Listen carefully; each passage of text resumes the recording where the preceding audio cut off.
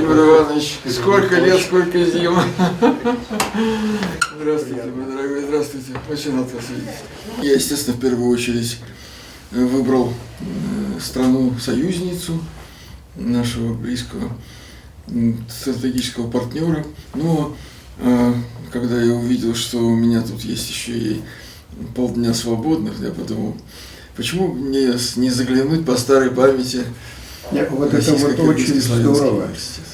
Но я надеюсь, что вы мне расскажете немножко про то, чем живет университет, как он сейчас выглядит. Но выглядит внешне он настолько симпатично.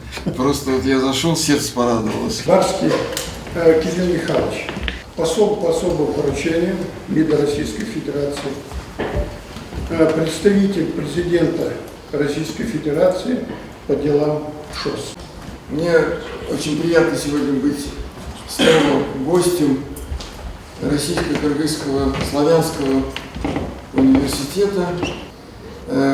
Сегодня мы выбрали для нашей беседы тему, которая становится все более и более актуальной для всех, кто проживает на евразийском пространстве. И геоэкономика Большой Евразии.